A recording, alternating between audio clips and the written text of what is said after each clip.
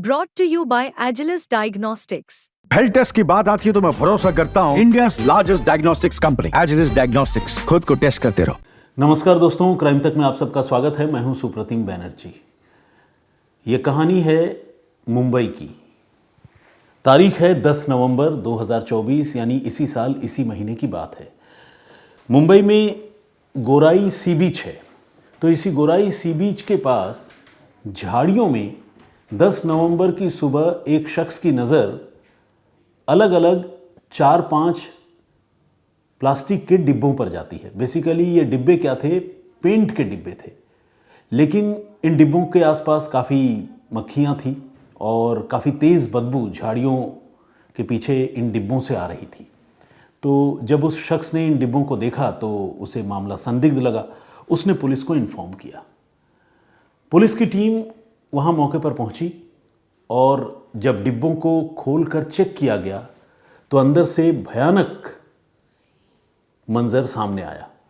Basically इन डिब्बों के अंदर कटे हुए मानव अंग पड़े हुए थे, रखे हुए थे।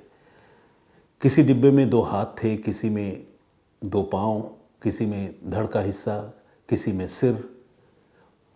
और इस तरह से इन चारों डिब्बों को देखकर ऐसा लगता था कि शायद ये किसी एक ही आदमी के लाश को ठिकाने लगाने के लिए उसे टुकड़ों में काटकर इन 4 डिब्बों में पैक करके यहाँ पर फेंक दिया गया है। लेकिन डिब्बों को इस सुनसान जगह पर झाड़ियों के पास फेंकने वाला कौन हो सकता है? ये डिब्बे यहाँ पर कब फेंके गए? किसी ने फेंकने वाले को देखा, नहीं देखा? ये बहुत बड़ा सवाल था। और इसी के साथ पुलिस को कत्ल के एक नए मामले की तफ्तीश शुरू करनी थी। पुलिस ने इस सिलसिले में फ़ौरन रिपोर्ट दर्ज की और लाश के टुकड़ों को बरामद करके उसकी फॉरेंसिक जांच के लिए, इन्वेस्टिगेशन के लिए उसे हॉस्पिटल भिजवा दिया। इसी के साथ पुलिस ने जब सीन ऑफ क्राइम का मुआयना किया तो पुलिस ने यह भी देखा कि वहाँ पर डिब्बे तो पड़े हैं ही, लेकिन जो लाश है उसे देखकर पुलिस को ये लग रहा था कि लाश शायद मतलब 12-15 रोज़ कम से कम इतनी पुरानी तो होगी ही, क्योंकि लाश के टुकड़ों की हालत काफ़ी ख़राब थी। तो खैर, पुलिस ने इस मामले की तफ्तीश शुरू की और आसपास के इलाकों में जो भी लोग मिसिंग थे उनकी रिपोर्ट को पुलिस ने खंगालने का फैसला किया। एक बात और, डेड बॉडी जो थी उसके तो हाथ पैर कटे हुए थे, लेकिन जो कटी हुई बाँह थी, राइट आर्म जिसे कहते हैं, उसमें एक टैटू बना हुआ था और उसमें लिखा हुआ था RA। ये 2 अक्षर जो है लिखे हुए थे। लेकिन इस RA से सिर्फ मरने वाले शख्स की पहचान कर पाना बहुत मुश्किल था। पुलिस को उस बॉडी को देखकर यह भी लग रहा था कि शायद मरने वाले की उम्र यही कोई 20 से 30 साल के आसपास की रही होगी, यानी नौजवान लड़का रहा होगा जिसकी ये हत्या हुई है। पुलिस ने जो उस इलाके में और आसपास के इलाकों में जितने पुलिस थाने हैं वहाँ से जो भी गुमशुदगी की रिपोर्ट पिछले कुछ दिनों में दर्ज हुई थी, पुलिस ने उन रिपोर्ट को खंगालना शुरू किया और ये पता करने की कोशिश शुरू की कि क्या इस RA जो वर्ड है इससे किसी लड़के का नाम शुरू होता है क्या, जो गायब हुआ हो, और ये डेड बॉडी किसकी हो सकती है, उस एज ग्रुप के कितने लोग गायब हैं। पुलिस इस एक्सरसाइज में लग गई और ये सब पुलिस अभी कर ही रही थी। तब तक पुलिस को पता चला कि अंधेरी पुलिस स्टेशन की हद में किसी ने एक नौजवान की गुमशुदगी की रिपोर्ट लिखवाई है और उस गायब नौजवान का नाम है रघुनंदन पासवान। रघुनंदन पासवान मूल रूप से बिहार का रहने वाला है, बिहार के दरभंगा का। इतनी जानकारी उसमें थी और यह भी लिखा हुआ था कि रघुनंदन इन दिनों मुंबई में तो नहीं लेकिन पुणे में रहा करता था और वहीं काम करता था। लेकिन वो गायब हुआ था मुंबई में और यही वजह है कि उसके घर वालों ने अंधेरी पुलिस स्टेशन में इसकी रिपोर्ट लिखवाई थी। पुलिस को जब इसके बारे में पता चला तो अंधेरी पुलिस ने रघुनंदन पासवान के घर वालों से बातचीत की और साथ ही जिस जगह पर ये बॉडी मिली थी, गोराई बीच के आसपास के इलाका, वहाँ की पुलिस जब इस मामले की जांच कर रही थी तो उन्होंने भी ये पता करने की कोशिश की कि क्या ये बॉडी रघुनंदन पासवान की तो नहीं है, उसके घर वालों ने जो रिपोर्ट लिखवाई है। सबसे पहले तो इन्वेस्टिगेटिंग ऑफिसर ने यही पता करने की कोशिश की कि आखिर रघुनंदन के घर वालों ने अगर वो लड़का पुणे में रहता है या रहता था तो उसके घर वालों ने उसकी गुमशुदगी की रिपोर्ट यहाँ अंधेरी में दर्ज क्यों कराई।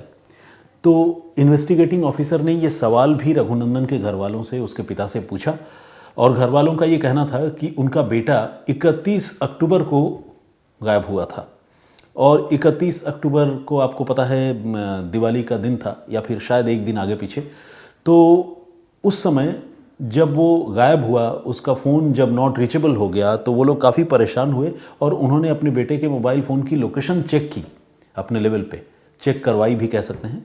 लेकिन इस एक्सरसाइज में उन्हें ये पता चला कि उनका बेटा जो है आखिरी बार मुंबई के अंधेरी के इलाके में ही मौजूद था, क्योंकि उसका फ़ोन अंधेरी के बाद स्विच ऑफ हो गया था। तो ये एक वजह थी कि पुणे के उस परिवार ने मुंबई के अंधेरी में रिपोर्ट लिखवाई थी। तो खैर, अब अंधेरी पुलिस के ज़रिए उस लावारिस लाश के मामले की जांच कर रही पुलिस ने रघुनंदन के घर वालों से कांटेक्ट किया। रघुनंदन के घर वाले पहुंचे, उन्होंने डेड बॉडी देखी और देखते ही रघुनंदन के घर के लोग जो है वो दहाड़े मारकर रोने लग गए।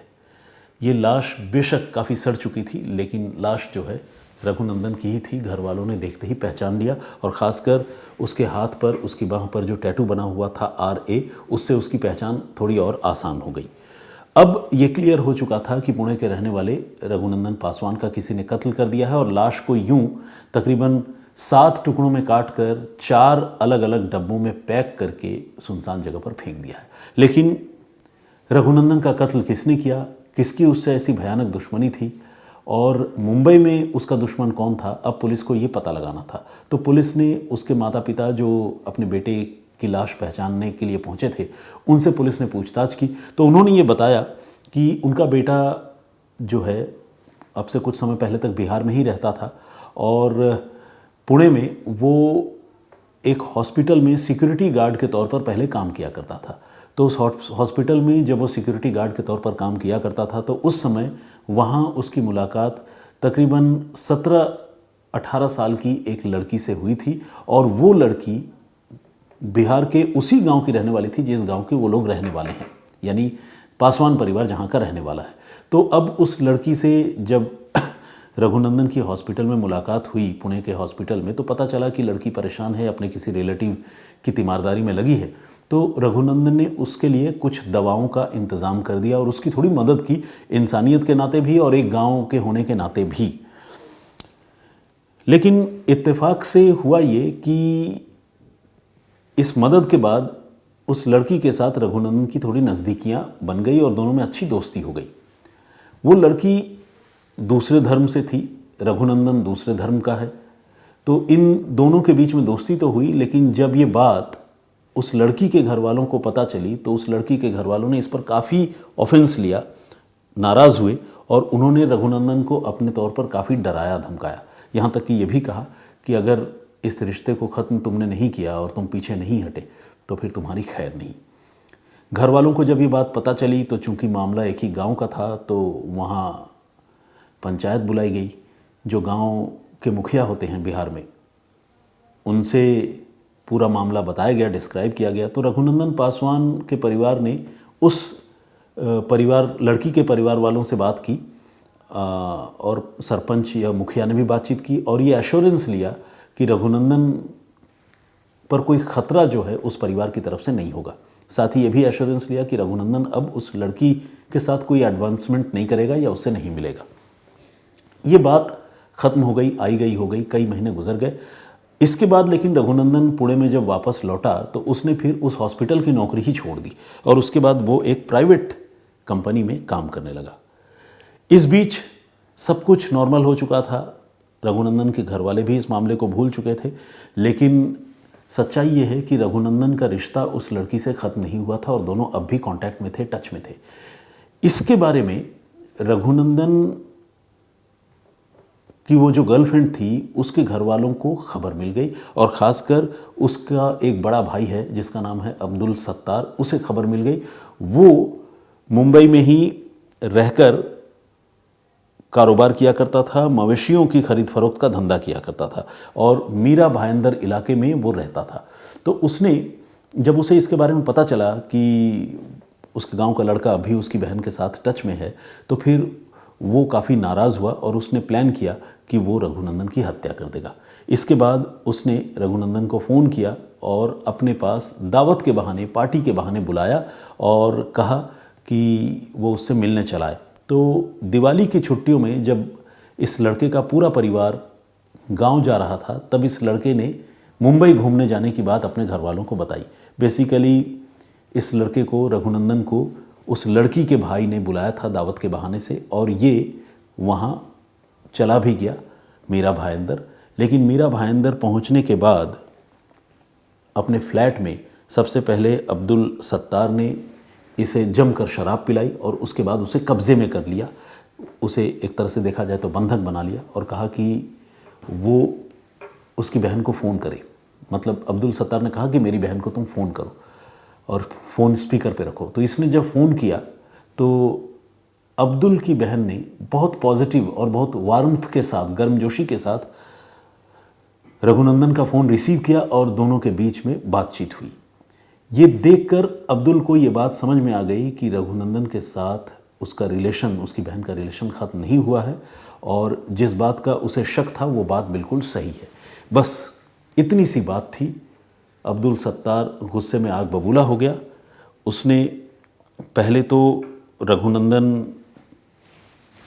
का गला घोंटा, उसे चाकुओं से एक के बाद एक उस पर कई वार किए और जब उसकी मौत हो गई तो कत्ल के बाद उसकी लाश को ठिकाने लगाने के लिए भयानक साजिश रची। वो साजिश ये थी कि उसने चाकू से ही उसकी लाश के अपने फ्लैट के अंदर टुकड़े किए और 7 टुकड़ों में उसके पूरे जिस्म को बांट दिया। उसके पास पेंट के डब्बे थे, उन पेंट के डब्बों में उसने ये लाश के टुकड़े भरे और भरने के बाद उसने बाकायदा एक ऑटो जो है वो किराए पर लिया और किराए पर लेने के बाद मीरा भाईंदर से निकल गया और निकल कर वो पहुंचा उसी इलाके में जहां डेड बॉडी मिली थी, गोराई बीच के पास। और गोराई बीच के पास उसने 31 और 1 के बीच, 31 अक्टूबर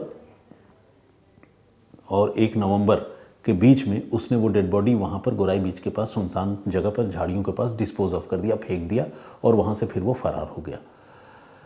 इसके बाद आपको पता है कि डेड बॉडी मिली, पुलिस जांच करते हुए यहाँ तक पहुँची। जब पुलिस को ये सारी कहानी, बेसिकली घर वालों ने तो लव अफेयर के बारे में ही बताया था, लेकिन ये नहीं बताया था कि अब्दुल सत्तार ही इसके पीछे है, क्योंकि घर वाले पक्के तौर पर नहीं कह सकते थे। घर वालों को तो रघुनंदन ने ये बताया भी नहीं था कि वो अब्दुल सत्तार से मिलने जा रहा है या लड़की के भाई से मिलने जा रहा है, इसलिए घर वाले इतना नहीं जानते थे। लेकिन घर वालों ने जब आधी कहानी बताई कि एक लड़की के साथ अफेयर था और इस तरह की पूरी बात है, तो पुलिस ने फिर इन्वेस्टिगेट किया और इन्वेस्टिगेट करके पुलिस को ये पता चला कि उस लड़की का एक भाई मीरा भाईंदर इलाके में मुंबई में रहता है और लास्ट लोकेशन इसके मोबाइल फ़ोन की भी उसी इलाके के आसपास पुलिस को मिली। और ऐसे में पुलिस ने उसी लीड के सहारे अब्दुल सत्तार को गिरफ्तार कर लिया। फिलहाल पुलिस ये पता लगाने में जुटी है कि इस कत्ल को अब्दुल के साथ क्या किसी और ने भी मिलकर अंजाम दिया या फिर इतनी बड़ी घटना को अब्दुल ने खुद ही कारित किया, खुद ही अंजाम दिया। इन्वेस्टिगेशन फिलहाल ऑनगोइंग है। अगर कोई रिमार्केबल डेवलपमेंट इस मामले में होगा तो मैं आप लोगों को अपडेट करूंगा। इस कहानी पर आप क्या सोचते हैं, आपकी क्या राय है, प्लीज़ हमें कमेंट करके ज़रूर बताइएगा। जो प्रीवियस स्टोरी मैंने आप लोगों को सुनाई थी, मैंने आप लोगों को ये बताया था कि कैसे एक आदमी ने ठंडे दिमाग से अपने पूरे परिवार का कत्ल किया और फिर खुद भी मरने जाने का नाटक किया, लेकिन उसकी पोल खुल गई और वो पकड़ा गया। वो कहानी अपने आप में बहुत हैरान करने वाली है। कोई आदमी कैसे अपने छोटे छोटे बच्चों और बीवी की जान ले सकता है और एक एक करके सबको मार सकता है। ऐसा करने वाले इंसान के दिमाग में क्या चल रहा होता है। अगर आप वो जानना सुनना चाहते हैं तो आप क्राइम तक के प्लेलिस्ट में जाकर उस स्टोरी को सुन सकते हैं। कुछ कमेंट्स जो उस स्टोरी पर लोगों ने किए हैं, आइए कुछ अपने दर्शकों के नाम और कमेंट जो है फिलहाल पढ़ने की कोशिश करता हूँ। आलोक हैं, उन्होंने कहा है कि बहुत ही शिक्षाप्रद कहानी है और इस तरह की कहानियाँ जो है उससे सीख मिलती है। रेखा भट्ट जी ने भी जय हिंद जय भारत कह के विश किया है। वेंकटेश चपत या चापात के नाम से एक आईडी है, उन्होंने भी कमेंट किया है और उन्होंने लिखा है कि सबसे पहले व्यू और सबसे पहले लाइक हमने किया है और कमेंट भी। बहुत बहुत धन्यवाद आपका। ये बेसिकली आपके बिलोंगिंगनेस को, क्राइम तक के साथ आपका जो बॉन्डिंग है उसको और आपके उत्साह को रिफ्लेक्ट करता है जो कमेंट आपने किया है। Thank you very much. Mukesh Yadav ने भी कमेंट किया है, बहुत बहुत धन्यवाद आपका मुकेश जी। हालांकि उन्होंने कहा कि सर ये वाकया शम सर ने सुनाया है, बहुत ही दर्दनाक घटना। बहुत सारे लोगों ने ये भी कहा है कि इस घटना के बारे में उन्होंने सुना था। तो मैंने आप लोगों को ये बताया था कि ये बेसिकली एक ऐसी स्टोरी है जिसे हम ऑनगोइंग स्टोरी कह सकते हैं। लेकिन उस कहानी में जब शुरू में ये कहानी सामने आई थी तब यही पता चला था कि एक आदमी ने अपने पूरे परिवार को ख़त्म करने के बाद खुद को भी ख़त्म करने की कोशिश की। लेकिन यहाँ मामले में एक मेजर ट्विस्ट आ चुका था। वो ट्विस्ट ये था कि इस आदमी की तैयारी जो है अपने आप को ख़त्म करने की नहीं थी, अपनी ज़िंदगी ख़त्म करने की नहीं थी, वो सिर्फ अपने परिवार का कत्ल करना चाहता था। तो क्यों ऐसा करना चाहता था और कैसे वो पकड़ा गया, ये अपने आप में एक मेजर ट्विस्ट इस मामले में था। जिसे कहते हैं ना कि कहानी 360 डिग्री पर आकर टिक गई, घूम गई। तो कोई मामले में जब इस तरह का मेजर टर्न हो तो मुझे लगता है कि उससे आप लोगों को अपडेट करना चाहिए। तो जो लोग पहले सुनाई गई है कहानी कह रहे हैं, उनसे मैं ये निवेदन करना चाहूँगा कि उन्हें शायद ये नहीं पता होगा पुरानी कहानी में कि इस आदमी ने ठंडे दिमाग से वो साजिश रची थी, और वो साजिश जो है वो पूरी फैमिली को ख़त्म कर खुद को ख़त्म करने की नहीं, बल्कि सिर्फ फैमिली को ख़त्म करने की थी, कत्ल की साजिश थी। एनीवे, चलिए आइए आगे बढ़ते हैं। ओवरऑल डेवलपमेंट विथ समथिंग के नाम से एक आईडी है, उन्होंने भी कहा है, पीयूष पांडे जी हैं बलिया उत्तर प्रदेश से। उन्होंने कहा है कि जिस तरह से मैंने वो घटना बताई उनको लगा कहानी मानो आंखों देखी घटना हो। Thank you very much. Umesh भुइया जी हैं, इन्होंने चरण स्पर्श कहा है और ये भी कह रहे हैं कि आज की तारीख में अपराधी भी बहुत शातिर हो चुके हैं, उनके पास नॉलेज बहुत है। शिवम ध्रुव छत्तीसगढ़ से हैं, ये रेगुलर कमेंट करते हैं, हौसला अफजाई करते हैं। डीएस भक्ति के नाम से एक आईडी है, उन्होंने भी राधे राधे कह के विश किया है। Thank you very much. Learning aspirant के नाम से एक आईडी है और इन्होंने कहा है I really like your explanation way of explanation. Anyway, thank you very much. Budhiram ji ने भी कमेंट किया है, बहुत बहुत स्वागत आपका। आप और शम सर को 2020 से सुनती आ रही हूँ, अब तो एडिक्ट हो चुकी हूँ, उन्होंने लिखा है। तो बहुत स्वागत आपका, बहुत धन्यवाद आपका। इस तरह की बातों से काफ़ी हौसला बढ़ता है। विक्रम सिंह धाईमारी ने भी कमेंट किया है, रेगुलर व्यूअर, ये आसाम से हैं। और रवीश अंसारी, इन्होंने कमेंट किया है, बेहतरीन कहानी, दिलचस्प अंदाज, सुप्रतिम भाई किसी दिन इलाहाबाद की कोई कहानी सुना दो। ठीक है, अगर इस तरह की कोई स्टोरी आंखों के सामने से गुजरी तो ज़रूर सुनाऊंगा। बलकार सिंह धंजू साहब अनूपगढ़ राजस्थान से रेगुलर कमेंट करते हैं, स्वागत आपका। प्रदीप भांबू जी ने भी कमेंट किया है। विजय हांसदा जी हैं, इन्होंने कहा है वेरी नाइस वॉइस ओवर, यानी इन्हें मेरी आवाज़ अच्छी लगती है या लगी है। Thank you very much. और विजय हांसदा जी के नाम से मैं समझ सकता हूँ कि इनका ताल्लुक़ मेरे होम स्टेट झारखंड से या फिर छत्तीसगढ़ से होगा। आप आदिवासी समाज से होंगे ज़रूर, ऐसा मैं समझता हूँ। बहुत स्वागत आपका, बहुत धन्यवाद आपका। मोहम्मद असगर अली ने भी कमेंट किया है, उन्होंने दुखद घटना बताया है। शैतान सिंह जालोर से हमारी स्टोरी सुनते हैं, बहुत स्वागत आपका। परूप श्रेष्ठा जी जर्मनी से। ममता सिंह ने भी इमोजी भेजी है, बहुत धन्यवाद आपका। वर्जीनिया डिसूजा, पीके चंद्रा, ईश्वर पाटिल, शोभा सिंह, जस्ट चिल और रथिंद्रनाथ दत्ता, इन्होंने कहा है कि इस कहानी को शम सर पहले ही सुना चुका है। तो खैर रथिंद्र जी, इसका जवाब मैंने आपको दिया। दीपा गुप्ता ने भी कमेंट किया है, 10 नवंबर को संडे था, उन्होंने मुझे करेक्ट किया है। और भी बहुत सारे लोगों ने कमेंट किया है, सबका बहुत बहुत धन्यवाद, मैं शुक्रगुजार हूँ। आप इतना सपोर्ट करते हैं, इस तरह स्टोरीज़ देखते हैं, लाइक और कमेंट करते हैं। मैं फिर हाजिर होऊंगा किसी और कहानी, किसी और वाक़े के साथ। तब तक अपना बहुत ख्याल रखिए, सुरक्षित रहिए। जय हिंद, जय भारत।